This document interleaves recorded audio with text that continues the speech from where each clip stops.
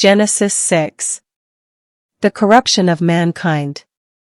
Now it happened, when men began to multiply on the face of the land, and daughters were born to them, that the sons of God saw that the daughters of men were beautiful and desirable, and they took wives for themselves, whomever they chose and desired. Then the Lord said, My spirit shall not strive and remain with man forever, because he is indeed flesh, sinful, corrupt, given over to sensual appetites, nevertheless his days shall yet be 120 years. There were Nephilim, men of stature, notorious men, on the earth in those days, and also afterward, when the sons of God lived with the daughters of men, and they gave birth to their children. These were the mighty men who were of old, men of renown, great reputation, fame. The Lord saw that the wickedness, depravity, of man was great on the earth, and that every imagination or intent of the thoughts of his heart were only evil continually. The Lord regretted that he had made mankind on the earth, and he was deeply grieved in his heart.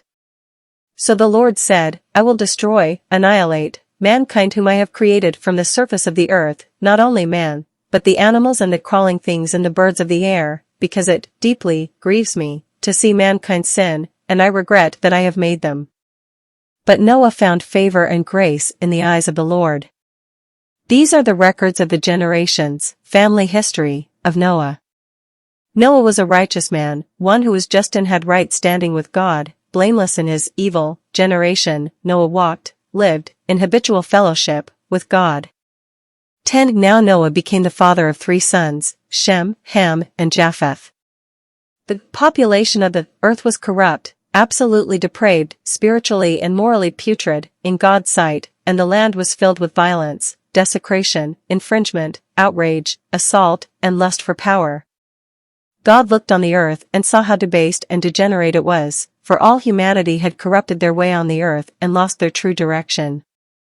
God said to Noah, I intend to make an end of all that lives, for through men the land is filled with violence, and behold, I am about to destroy them together with the land. Make yourself an ark of gopher wood, make in it rooms, stalls, pens, coops, nests, cages, compartments, and coat it inside and out with pitch, bitumen. This is the way you are to make it. The length of the ark shall be 300 cubits, its width 50 cubits, and its height 30 cubits, 450 feet by 75 feet by 45 feet. You shall make a window, for light and ventilation, for the ark, and finish it to at least a cubit, 18 inches, from the top, and set the entry, door of the ark in its side, and you shall make it with lower, second and third decks.